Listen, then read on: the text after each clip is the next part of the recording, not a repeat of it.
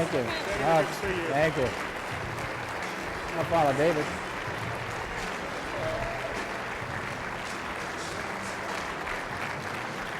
Let's see, over here.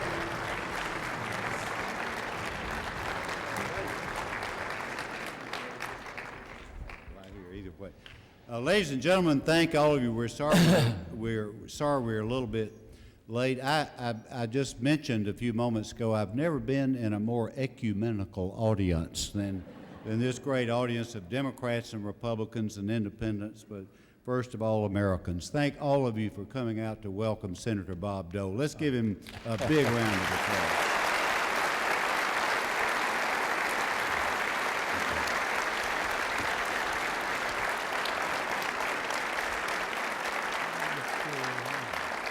We're going to have a short program, but first I'd like to introduce the best of the best.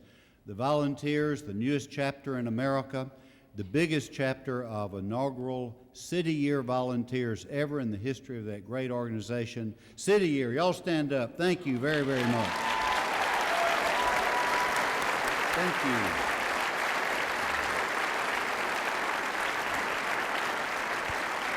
Thank all of you. Governor Huckabee and Congressman Hammersmith, Senator Dole, ladies and gentlemen, just a word, if I might say, about the University of Arkansas Clinton School of Public Service. One year from now, we will be receiving our first class, the inaugural class for the Clinton School of Public Service. This will be the only school in America that will give a master's degree in the field of public service. Many schools, public administration, public finance, public policy, yes. This will be the only school that will give a master's degree in the field of public service. We think it's going to be something that Arkansas is going to be very, very proud to have ownership of and to be a partner with. Secondly, we'd like to state about our school that we have 3 parents of this school, just so you will know, because we're really now in putting the face on the Clinton School. Our first parent is going to be the University of Arkansas at Little Rock, the University of Arkansas Medical Science Campus, and the University of Arkansas in Fayetteville. And we are honored today to have with the president of the University of Arkansas, Dr. Alan Sugg here. Alan, would you please stand, and we appreciate you. Thank you very much. Thank you, Alan. We have also members of the Board of Trustees, several members of the Board of Trustees of the university. In addition to that, we have several members of our legislature who are here, and we are honored to have each and every person here. Also, to say a few words of thanks to all of the sponsors who are making this possible. The Regions Bank helped us put on a reception for Senator Dole just a few minutes ago down at the Choctaw Building.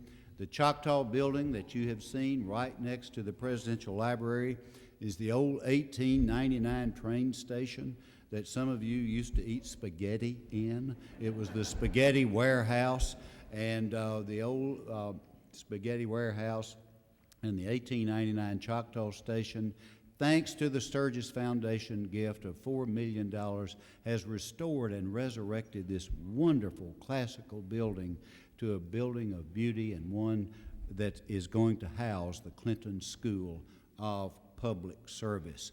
What an exciting time this is for all of us. What an exciting time, right almost on the eve of the opening of the Presidential Library, November 18th. And we hope that you will all participate in that week. All of the former presidents of our country will be here. Distinguished world leaders will be here for that event. And it's going to be a 3 or 4 day period like our state has never seen before. I would like, if I could today, to have, as we say, a special privilege, a point of personal privilege, so to speak, Senator Dole, a point of personal privilege to introduce one of my very closest and dearest friends, a man that I had the privilege of going to Congress with as a freshman in 1967. Someone, and I just told some of Senator Dole's staff. Let me introduce them if I could. Tiffany Williams. Tiffany, where are you? You came down. There's Tiffany. She rode down with us. She's one of the young lawyers, and she's one of the young lawyers in Senator Dole's firm. Then we, in Washington, Rhonda Burdle, I believe that is the correct way to pronounce that. Thank you, Rhonda. And I want to show his bipartisan spirit today. Senator Dole made sure that these two young ladies are young Democrats, so we appreciate them being on Senator Dole's plane. And we could not have put this together without the very, very wonderful cooperation and support of Lana Dalio, I believe it's correct, DeLeo, and we appreciate Lana being here. Lana is from Russia. This is her 5th year in this country, and this is her first visit to the state of Arkansas, and we welcome his wonderful staff being here. Let me introduce my friend and your friend. I just told the staff a while ago that sitting down at the Choctaw Building, I said, you can't drive 5 miles in Arkansas without being on a stretch of highway named the John Paul Hammersmith Highway. Let us introduce our friend, Congressman John Paul Hammersmith. John Paul.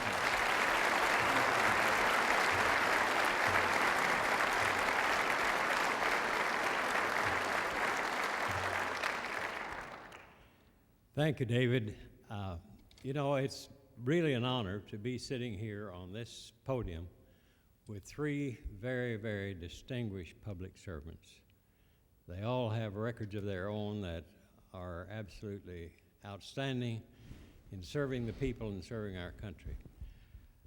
I was pleased to get introduced by David Pryor because we're longtime friends. As he said, we served in the House together before he went on to the upper body.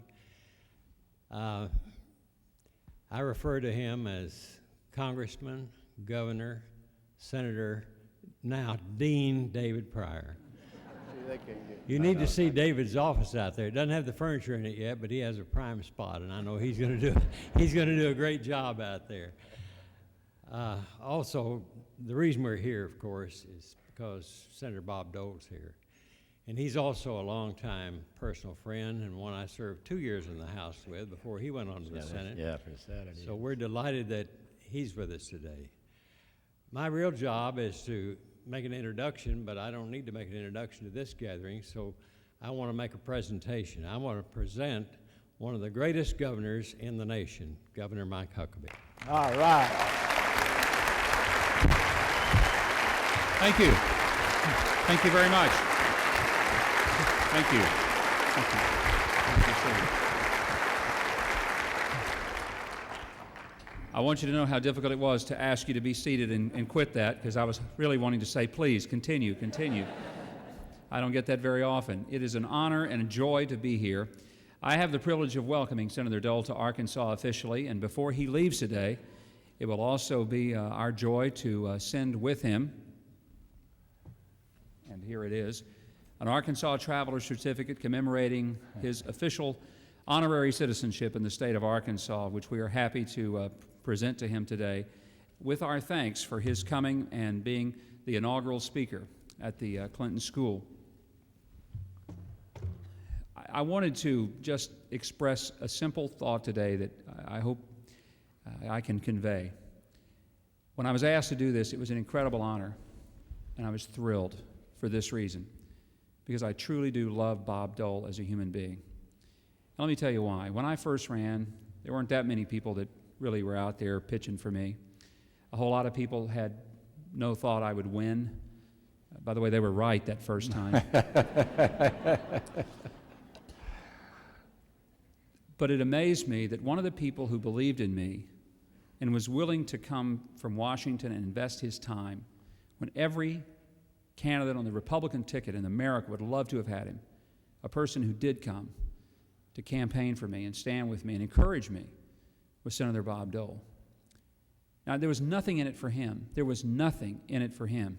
If he'd have asked around his friends and said, is there any reason for I should go down there and help that kid in Arkansas? They'd have said, not a chance. Forget it. Spend your time where it can be of value. But he came. And it was more than that he came and helped me raise funds and brought attention. he gave me an encouragement that I'll never in my life forget as long as I live. This is a man that all of us know is a true American hero.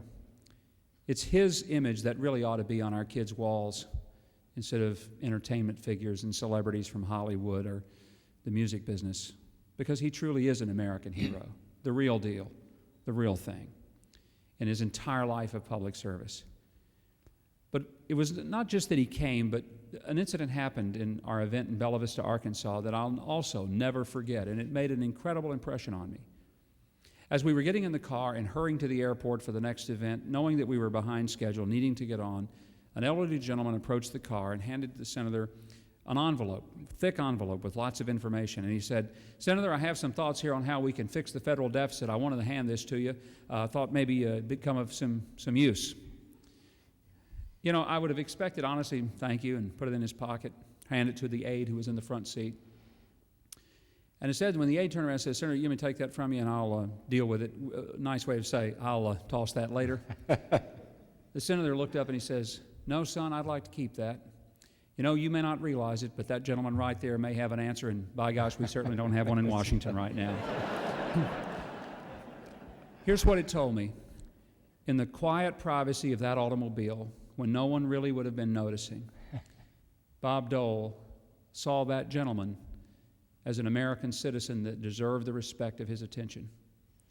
I want to tell you, there aren't that many public servants who are at his stature who never, ever have forgotten where he started. And I think that's one of the reasons that he's such an appropriate figure to be here today to talk about true public service, because he exemplifies it in every single thing that he does. It is now my pleasure to turn the program back over to a person who in Arkansas absolutely exemplifies public service. And he has throughout his career. I've said it doesn't matter whether a person in Arkansas is a Democrat or a Republican. They love David Pryor. Every politician longs to have the affection that is given to David Pryor. None of us have it. We just wish we did. But he's deserved it. He's earned it. And his entire life, he will certainly have mine. Senator David Pryor will come to introduce Senator Dole today. Thank you, Mike. Thank you. Thank you. Thank you. Thank you very much. Our thoughts and prayers today are with President Bill Clinton. On Saturday evening, Senator Dole, I had the privilege of talking with President Clinton, and by the way, he's ready to get out on the trail. He's restless, but he wanted, of course, to have his best wishes extended to you on your visit. It was back in May, I believe, when President Clinton went to Kansas, to the University of Kansas, to make the inaugural address or to open the Bob Dole Institute of Politics there at the University of Kansas. And so we're so honored today that he could come and be a part of the opening salvo, you might say, of the Clinton School of Public Service. Bob Dole is truly the pride of Russell, Kansas, and he is the favorite son of the Sunflower State. As a legislator, in my opinion, he was unmatched. He was unmatched, John Paul, in his unique skills. He had a canny sense of timing. He had a tenacious devotion to public service, and he had, Governor Huckabee, a remarkable sense of humor. After a very distinguished military career, wounded, ultimately rehabilitated, highly decorated, Bob Dole became a state legislator. I say this especially for the benefit of the young men and women in this room this afternoon. He became a member of the Kansas State Legislature at age 28. In 1974, he was his party's nominee for vice president. 1996, his party once again reached out and called upon Bob Dole to ask him and to seek the opportunity for him to become the party's standard bearer as a candidate for president of the United States. Senator Bob Dole's impact and his footprints, his very deep footprints, I think, on America's political and economic landscape are going to be seen and felt for many, many generations to come. For a part of his journey and his great journey. I had the high privilege of participating in that journey as a colleague, hopefully as a friend, serving with this very, very remarkable man from Kansas. I had that privilege for 18 years. When a decision was made to have this inaugural lecture, University of Arkansas Clinton School of Public Service, the name that first came up, in fact, the only name ever mentioned for this opportunity, was Bob Dole of Kansas, one whose name in America has been for many, many years synonymous with the best of public service. Today, we want to show him our thanks. We also want to show him our respect, and we want to show him an Arkansas welcome. Senator Bob Dole. All right. Thanks, David. And Paul, thank you. Thanks, David. Thank you. Thank you very much. I think I'm wired here, so I can, thank you. Thank you. Thank you very much.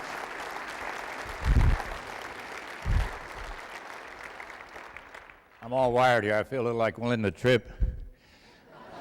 So.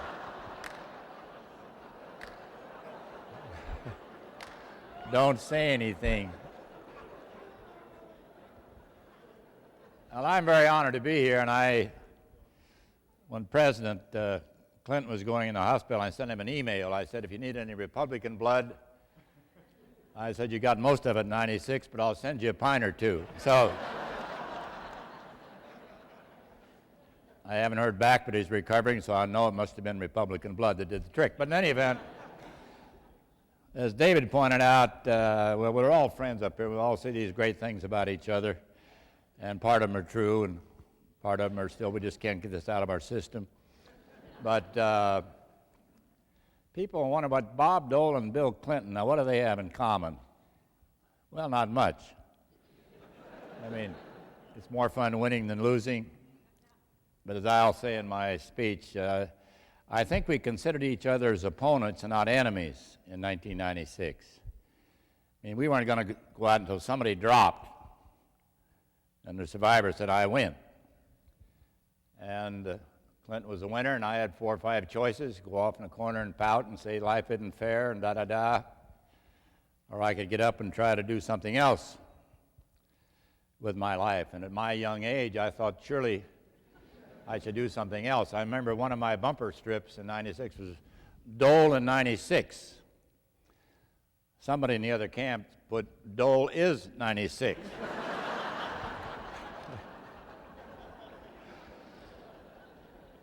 Pretty good thinking at that. But so what do you do when you're in public life, as long as I was?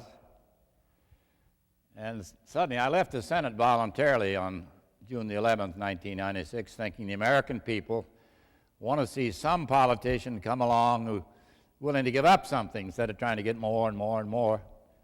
So I decided that I would step down as majority leader and a senator from Kansas and roll the dice and say, here it is.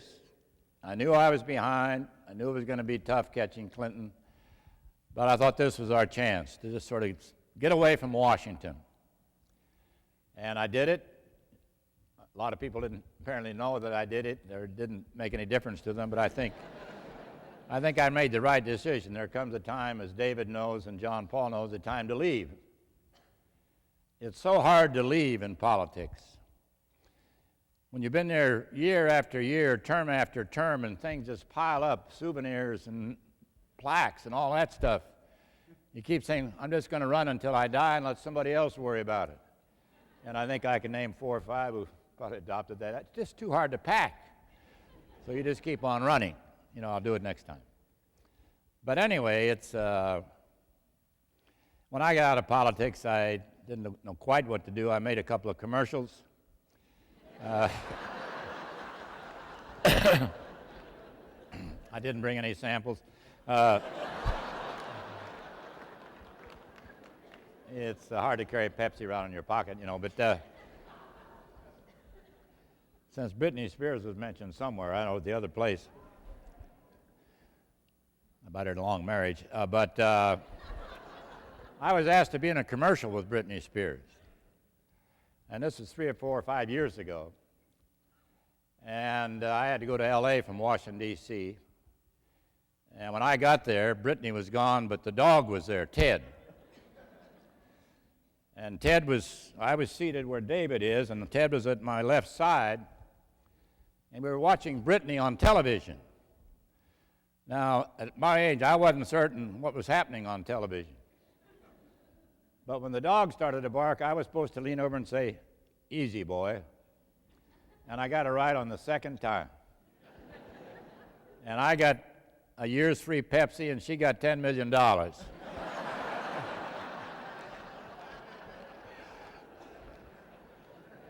And I got about 5 dirty old man letters from around the country. And I said, I wasn't barking, it was a dog that's barking. I was just watching television.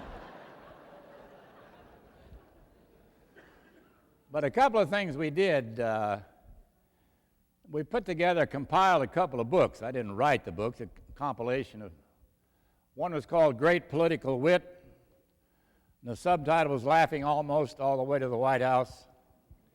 And it was a good book. We cleared it with the Kennedy family, the Bush family. It's all good, clean stuff, and became a bestseller.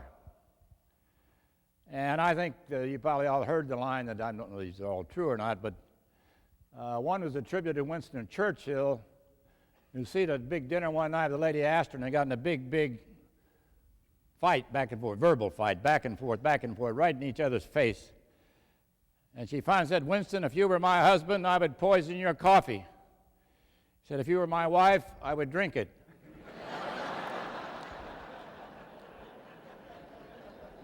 It's an old story, but it's a good story. Doesn't have to be coffee, it can be Pepsi.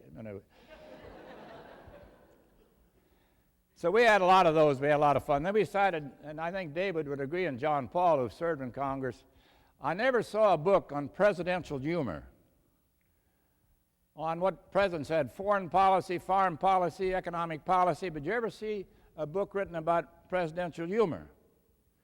So 3 fellows that worked for me decided to try to give it a try. We wanted to pick the top 10 presidents in order, like the Letterman top 10. And we set about it, and some of you looking up here, I didn't know all the presidents. I didn't quite know them all. I see some looking up here. The ones I didn't know, Senator Thurman knew. And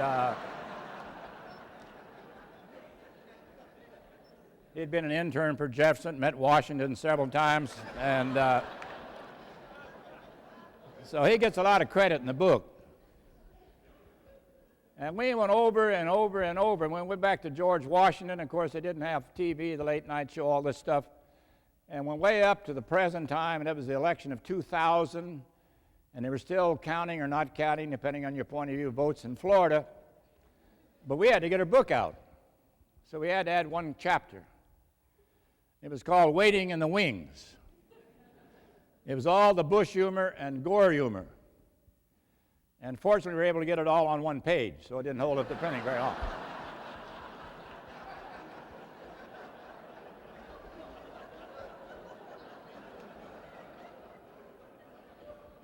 Number one, and believe me, there was end up, Dave, we didn't plan it. There were 5 Democrats and 5 Republicans. Number one was Abraham Lincoln. If you think about Lincoln and the times, and some people describe him as a tragic-looking figure, all the personal tragedy, the Civil War, everything was piled up on him. He almost needed a crutch to get through each day. He was speaking one day, and a lady jumped up and said, "Mr. President, you're two-faced." He said, "Think I had another one? I'd use the one I have." This is not bad for the 1800s, 1860s.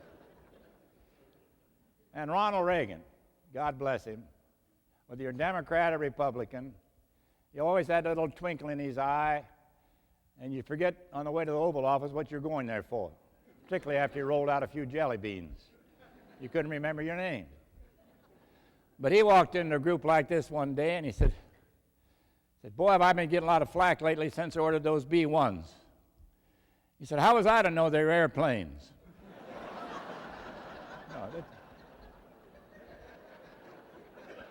He said, I thought they were vitamins for the troops. Typical Reagan self-deprecating humor just endeared him to millions of people, Republicans, Democrats, and Independents. And we'll miss him. And just one other. I think Kennedy and Reagan are obviously the best. They have the best timing, the best whatever it is, delivery. But Calvin Coolidge, I don't imagine many people in this room remember Calvin Coolidge. No. How many people have heard of Calvin Coolidge? Oh, 3. Well, that's all right. 4 with me. Well, he never said anything. Might be a good guy to have speak it, you know, but he says as much now as he did when he was alive. So he could be a speaker. But he was known as Silent Cal. You'd have a press conference, say, question number 1, no comment. Number 2, no comment. 3, 4, 5, no comment. Then he finished, said, now don't quote me on anything. And he was at a big White House dinner one night, and the senator's wife was there, and she leaned over about halfway through the dinner and said, Mr. President, I bet my husband $20 I could get you to say 3 words. He said, you lose. That was the end of it. So we had 5 Democrats and 5 Republicans. It's a pretty good book called Great Presidential Wit, and the subtitle is, I wish I was in this book. You know, I keep driving by the White House all during the time Clinton was, I kept thinking maybe a recount, you know, maybe something would happen. So I finally came here to finally admit that I lost in '96. That's why I'm here today. To see the library, see the conference, and President Clinton and I have done some things together since '96. He asked me to go to the Balkans because they had lost about 30,000 people, disappeared off the face of the earth. And they were Bosniaks, and they were Serbs, and they were Croats, and later Kosovars. And nobody knew what happened, so I was asked by Secretary Albright and the President to head a commission. And we go over there, and we'd always meet with the mothers. It's always been my theory in all these conflicts, the mothers really pay the price. It's their son, it's their husband, it's their son-in-law, it's their daughter anymore, and they always pay the price. I discovered a letter about 6 months ago from my mother. I never knew I had. Written to me right after church I was wounded in Italy. And it's formed the basis of a book which will come out next April 14, 2005, 60 years after I was wounded in Italy, just talking about my 5 years of recovery in hopes that it'll be an inspiration to other people with disabilities and other people who get a little older who think life is over. Yeah, I hope it's going to be an inspiration. But my mother sort of inspired it. So we would always talk to the mothers. And they'd go around the room, and keep in mind, these are mothers in these countries. All they had was a dress on their back. And they would tell us about what happened. There was a knock at the door. They dragged their son or dragged their husband. They were later tortured or starved and executed and put in mass graves, something we said would never happen after World War II. But happened, much smaller graves, 10, 20, 30, 40, 50. Yes, it happened in Serbia, it happened in Croatia, mostly in Bosnia, then later in Kosovo. And I'll tell you just about one story. My last meeting before I left the commission. There were 5 countries, we had a small budget, nobody heard of it, no reason you should. But it sort of fits into the theme of the day. I met with a family in Pristina. There was a grandmother, the mother, the daughter-in-law, a couple other relatives, and there were one uncle. And they'd come to meet with me, tell me about this awful tragedy, which could have been repeated in Serbia, Croatia, and mostly in Bosnia, because that's where most of it happened. She was telling me through the interpreter all the things that had happened. On May 9, 1999, there was a knock at the door.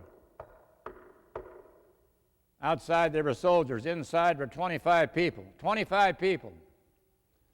In a little tiny house, probably about the size of this stage. With a little to eat, not a weapon in sight, not a firearm. They were just trying to hope this whole thing would go away. All the men were ordered to stay. The women were ordered out. There were 11 men stayed, 14 women went outside. 2 days later, they were permitted to go back, and all they found were bloodstains. Bloodstains. And keep in mind, these were good people. There were 2 engineers. There were 2 students, young people like we have in the audience today. And they were there with their mother with tears. We were all crying. And that could be repeated today and, for the last 100 years. But you know what she said to me, which I think makes the point of why I'm here today? She didn't know whether Bob Dole was a Democrat or Republican. It didn't make any difference. But you know what she knew? That I was an American. And she said because I was there and I represented America, she was certain we were going to find her husband and her sons and all the other relatives. That's the credibility we have at nearly every place in the world. It's not presidents and governors and senators and congressmen that people think of. They think of you. People in this audience, they don't know your politics. They don't know what you do. But they know you do a lot of good things, and you've got a big heart, and you're compassionate if you're an American. And here she is, just tears streaming down her cheek saying, I know you're going to find my husband. I know you're going to find my sons because you're an American. Well, it hasn't happened yet. I checked about 2 months ago. There's still a few people in Serb jails, but it's very unlikely they'll ever be found.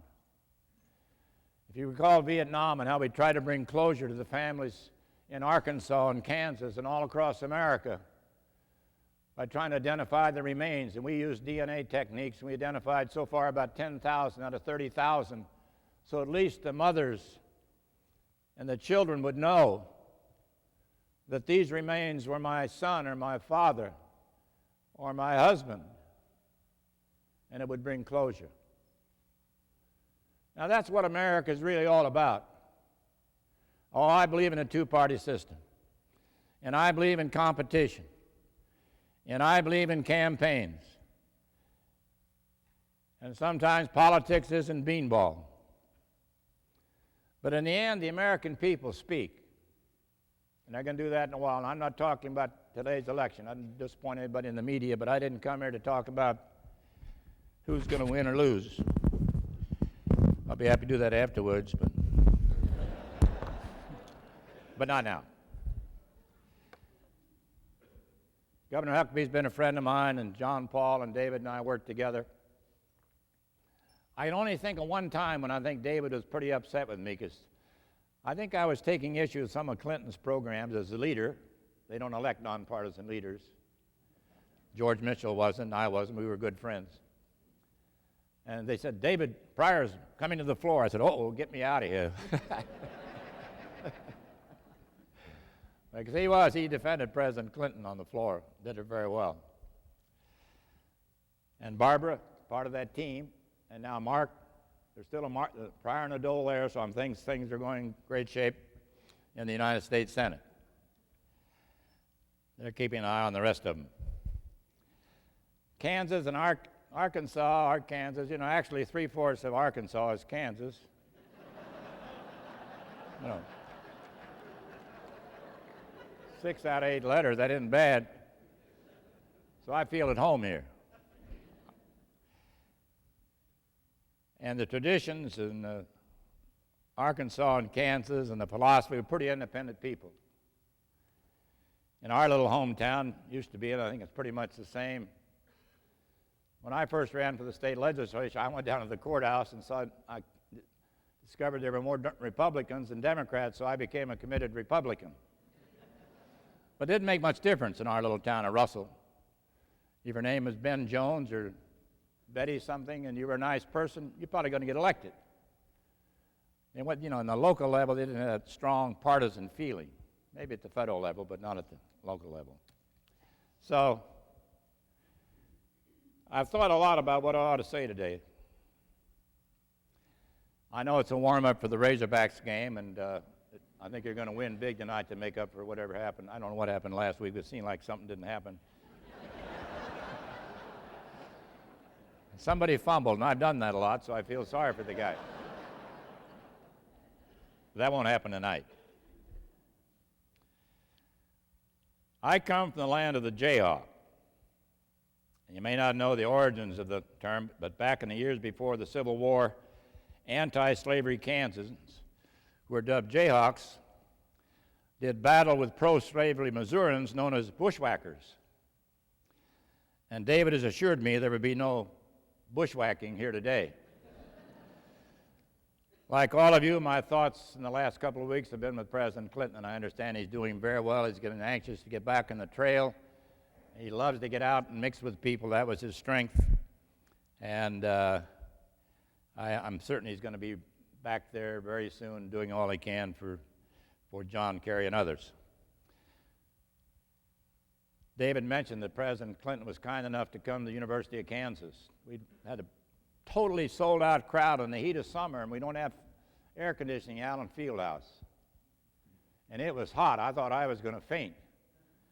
And President Clinton started in the prepared remarks, and about page 5, I could see that book closing. It was hot.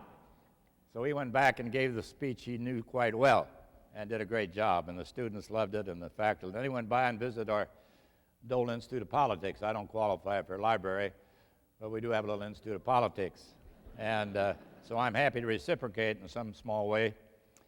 I never get to give an inaugural address, so I'm glad to be able to give an inaugural address here today. So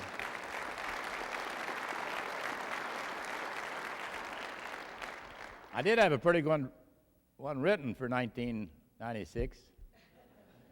And I remember in January of 97, President Clinton presented me with the highest civilian award, the Medal of Freedom. And I got up and I said, pretending that I'd just been elected, I said, I, Robert J. Dole, do solemnly swear. Wrong speech. And of course, Clinton almost broke up laughing, and Al Gore. But I believe in what W.C. Fields once said. If at first you don't succeed, try again, then give up. No use being a damn fool about it. So I finally gave up. Not on the country, but on every guy. I used to tell Elizabeth, just wait a while, we're going to get a bigger place. And I always thought it was going to be 1,600 Pennsylvania, but after the last one, I said, no, I can't wait any longer. We better, increase whatever we have, which is what we've done. But anyway, most of you recall the famous footage at JFK White House when this young guy from Arkansas went through and met President Kennedy. And one day they go on to live in the same house. I come from a somewhat different political edition. I arrived in Washington in January 1961, just as my hero, President Eisenhower, was leaving. And he was preparing to leave the nation's capital after 8 years in the Oval Office. And let me just say an aside there, everybody loved Eisenhower. A lot of people didn't agree with him on politics, but they liked the guy. And one of the things he did that I always remembered, he invited all of us in the freshman class, Democrats and Republicans, to come to Camp David, where he took us on a 2-hour tour of the Gettysburg battlefield. Gave us lunch and put us back on the bus, and we've never forgotten it. That was really our first experience, some of us coming from small towns going to Washington, D.C., and here a very popular president was taking us down to the farm and giving us all this great view. I take pride in my Kansas roots. I wouldn't be here today if the people of Russell hadn't rallied to support me after the war. And that probably helps me explain my belief that the greatness of America lies not in the power of their government, but in the goodness of her people. At the same time, I owe my life to doctors, including nurses and many others in Army and VA hospitals. Later on, I had like maybe 1 or 2 in this room helping the GI Bill. We didn't have any money. And along came this GI Bill. How many World War II veterans are in the audience? Please stand right now. Please stand. Yeah. Yeah.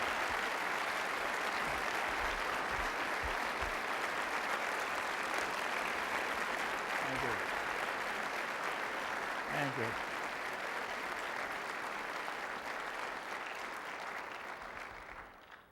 Now, these men and women made it possible for us to be here today. They made sacrifices we don't even know about because they don't talk about it. They're quiet heroes. We built this great memorial in Washington, D.C., and the beauty of it is that only 6% came from the federal government. The rest came from money from people like you all across America, 600,000 donors. And you owe it to your father or your grandfather to make sure he gets there in time to see it. There are only 14 World War II vets still serving in Congress, and I invited them down to the memorial the day before it opened publicly. And these are hardened old guys like Frank Lautenberg, Ted Stevens, Dan Inouye, Fritz Hollings. And you could tell when they walked into that big, dignified, wonderful memorial, they all had the same reaction, like this.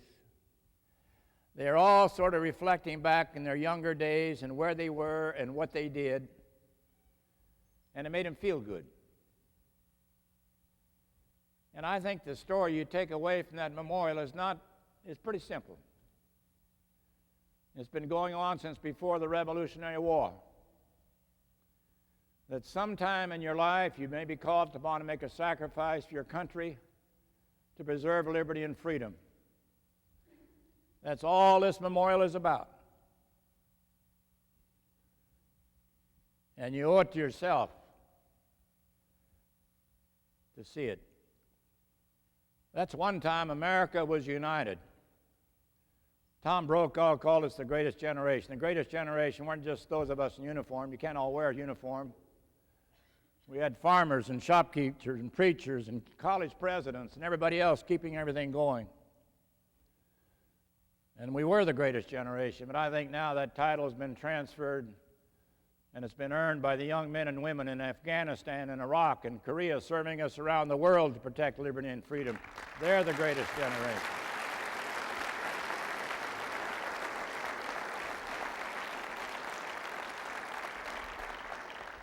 But the point I've been trying to make, I've never confused self-reliance with selfishness, nor have been reluctant to use federal authority where moral authority demanded it. And let me give you one example,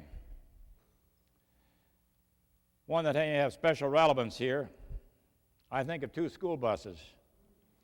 In 1957, the attention of the nation was riveted on Central High here in Little Rock. But 3 years earlier, it was a school district in Topeka, Kansas, that gave rise to the case of Brown versus Topeka School Board and the undoing of the legal segregation in America. Now fast forward a decade to March 1965. It is a few days after civil rights demonstrators in Selma had been beaten senseless for demanding federal voting rights legislation. I was in the House chamber that night when President Lyndon Johnson echoed their demand and proclaimed with unmistakable sincerity, "We shall overcome." I was a conservative Republican from Kansas. President Johnson, a liberal Democrat from Texas. We disagreed more often than we agreed, but we were one as one in defining the issue of our times for a simple reason. No first-class democracy can tolerate second-class citizens. And I mention this not to wallow in nostalgia, but to remind the young people in today's audience that there really was a time in Washington, D.C. when political differences didn't get in the way of personal friendships. And the same is true with David and Paul. Now, age may not bestow wisdom. It may bother your hip, a few other things, bothers mine. But it carries privileges. Like all of us World War II vets, we can tell any story we want. We've all become big heroes. I held them all 5,000 all by myself. There's nobody around to contradict us anymore. We've gone from 16.5 million to less than 5. We've become the disappearing generation. But boy, I've heard some tall ones the last few months. I tell you. But it's, that's the way it goes. We have these rights and privileges. And it carries with it a right to remember. And perhaps the silver perspectives comes with experience. When I reflect on my 35 and a half years in Washington, I don't think first of the legislative battles won or lost, but I think of friendships forged for life. Thomas Jefferson said that a friendship is precious, not only in the shade, but in the sunshine of life. And thanks to a benevolent arrangement of things, the greater part of life is sunshine. So some of us who are a little older think of that. And much of the sunshine in my life stems from the people in both parties who taught me many things. Among them, that words exchanged in the heat of a campaign need not impair close friendships. Indeed, that they can and must be set aside in order to realize what is best for America. Take President Clinton and I. In recent years, we have worked closely to address the needs of refugees and war-torn families in the former Yugoslavia. After 9/11, we co-chaired the Families of Freedom campaign to provide scholarships to every single child who lost a parent or provider on that terrible day. And we raised, well, we didn't, but a lot of people helped put together $125 million. And for a while,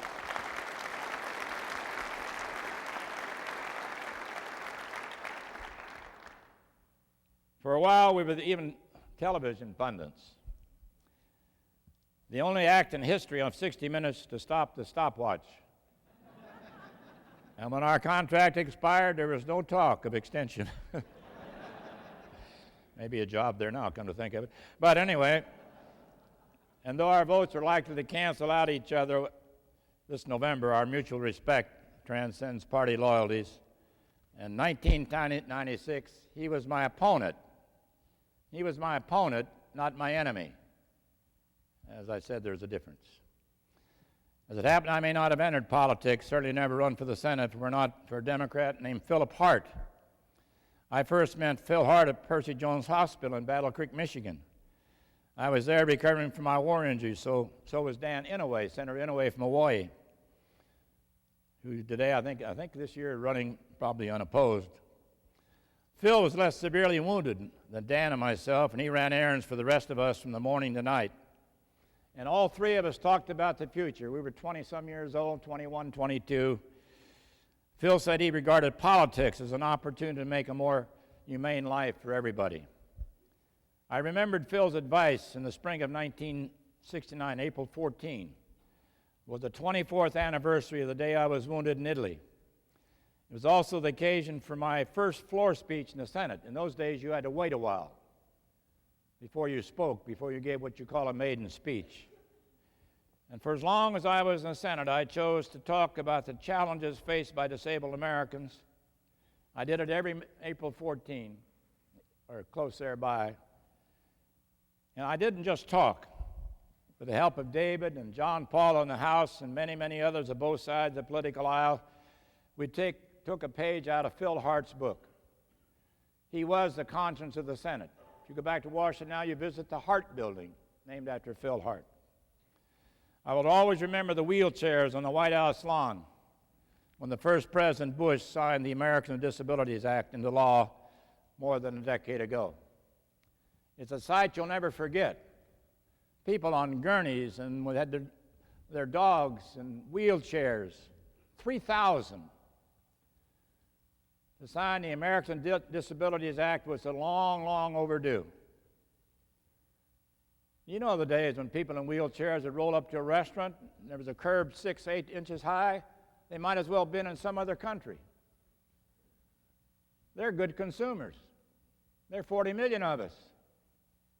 And so everything is changing. We're not there yet. We're working on it. We're always a work in progress. I never forget, and I thought I was going to be in the minority all the time I was in Congress. I'll never forget 1981 when Senator Baker called me and said, you're going to be the new chairman of the Senate Finance Committee, which writes the tax laws and health laws and trade laws. I said, okay, Howard, but who's going to tell Russell Long? Russell had been a senator, the chairman of the committee for 17 years. The first time we had a vote in that committee, we went down the roll call and said, Mr. Chairman, he voted aye. He forgot I was the chairman. But we were good friends, and we got along fine after that. And there's a vast difference, as David knows, between serving in the minority and the majority. They're all great opportunities, don't mistake me. But in the majority, whether it's a Democrat or Republican majority, you have an obligation to provide leadership. And right now in the Senate with 51 to 49, it's like Senator Baker once said, like dealing with a wet noodle or like herding cats. It's tough. But that's the way it goes. You soon have to realize that you've got the responsibility. And finally, let me say that I don't know what's going to happen, but I'm not here to talk about that. But I figured out for one party to have uninterrupted control of the Senate is to be impatient, I think the Democrats ought to hear it. If it goes like it did before, how long we were out, the Democrats will be back in control in 2018. About the time that many of this school's graduates will be ready to follow the footsteps of its namesake. I just hope you don't have to grapple with Social Security. That's the toughest issue I ever had in politics. And I worked out a compromise with a Democrat. Compromise is a good word. Do a lot of it. I remember Ronald Reagan saying, give me 80 to 90%, I'll get the rest later. And in 1983, when Social Security was going belly up, I worked with Pat Moynihan. And we were able to put it together because we knew 30 million people weren't going to get their checks on time. And we did it, and nobody liked it. Tip O'Neill didn't like it. Ronald Reagan didn't like it. But we finally got enough votes for it, so it brought a pretty good bill. If nobody liked it, everybody got to give a little contribution. And Social Security is still solvent, going to be solvent to the year 2017. And I don't think they're going to fix it much before. That's like backing into a buzzsaw. And you put it off as long as you can. So we belong to different parties. Maybe had different solutions. But we did prefer solutions to sound bites. We understood that to lead is to choose. Leadership does not mean total victory, as I said about Ronald Reagan. But at its best, the Senate is a collegial body where principled pragmatists never confuse civility with weakness or compromise with surrender. I often disagreed with the leaders who sat across the aisle from me. If there never was a time when we distrusted each other, or we might question the other side's ideas, but rarely its motives and never its patriotism. Moreover, all of the cynicism bred by modern campaigning, the wedge issues and the pointed fingers and poison pens, conviction still triumphs expediency. And let me give you a case in point. Back in March 1995, we were trying to get a balanced budget amendment, and I was a majority leader. And we had a small margin, 53 to 47, and we needed 66 votes. The House, for the first time in 40 years, had a Republican House, and we had this agenda come to the Senate, the balanced budget amendment. President Clinton didn't think much of the idea and was doing his best to defeat it. Needless to say, his best was pretty good. But even so, we were able to get 14 Senate Democrats to support the amendment. That meant we need all 53 Republicans and 14 Democrats to give you 67 votes. And then this shocker came to me. We were on the very brink of success when Senator Mark Hatfield, a Republican, came to me and said he planned to vote no. That means I don't have 2/3. And what did he say? He said, let me resign from the Senate today. Then there'll be 99 senators. Then you only need 66 to 33 for 2/3. I said, no way. No way, Mark. I appreciate that, but there'll be a vote next week, and you'll be on my side. I rejected his proposal on the spot. I must say some of my Republican colleagues asked for his resignation. But I respect any senator's right to vote his conscience. And it was clear that that was something for him as a very matter of principle. I even remember people praying with me about the balanced budget amendment. But we couldn't even move him with prayer. So I don't know what I was trying to move him with. But after you get over the hurt of losing, you go on to something else.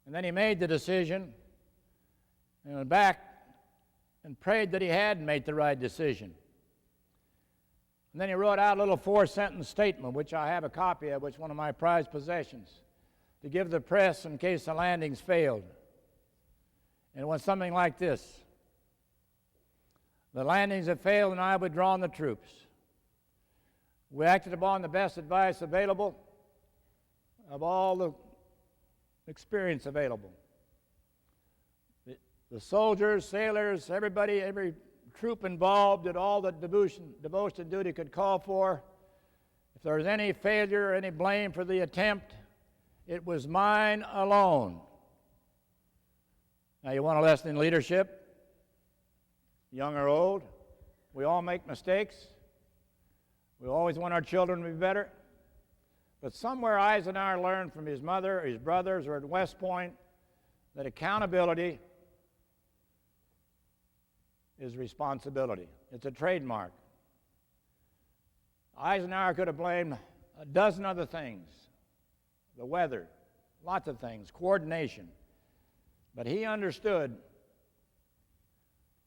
if the landing failed, it was his fault. And the rest is history. We prevailed in World War II. The casualties were reduced. The bloodshed was stopped. The world had a chance at freedom again. At one decision. So that's a challenge you have at the new Clinton School. And one that I know President Clinton is going to be deeply and energetically involved in. So again, I'm very honored to come here on a Saturday afternoon when I know you got a lot of things you'd rather be doing. And maybe you're tied to your seat, I can't tell, or asleep. But I thank you very much, and God bless America. Wow. Wonderful. That was really great.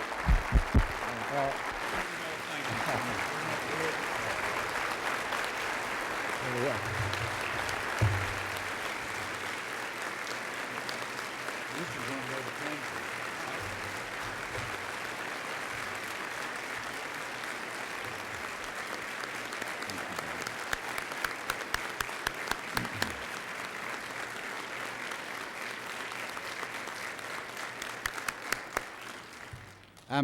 I hope you're going to allow me one moment to tell these, especially these young people, a little story. I don't think this has ever been printed. I don't think it was in the book that you have written, Senator Dole. This is a story that really happened. I was in a small meeting one night. It was very, very late in the Senate.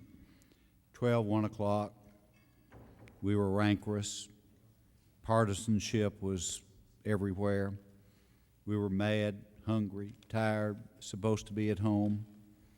Things were not going well with the Republicans nor with the Democrats.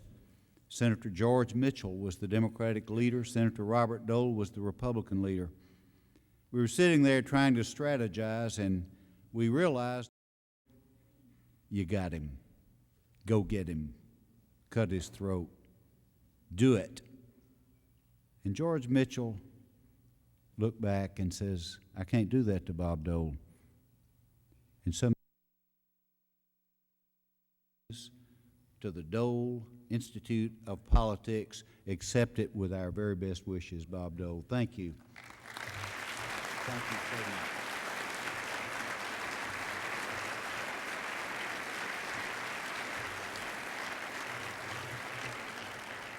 And Senator Dole, Barbara and I never thought I would spend a whole afternoon shopping for a present for Bob Dole, but I did. Barbara and I did find something that we think is not only representative of, but gives you a little bit of the beauty of the state of Arkansas that you can take back to Washington or to Kansas or even to North Carolina, to Lydia's home. This is something for Lydia and Bob Dole from Barbara Pryor and myself. So please accept it with our love and affection to Bob Dole. Thank you very much.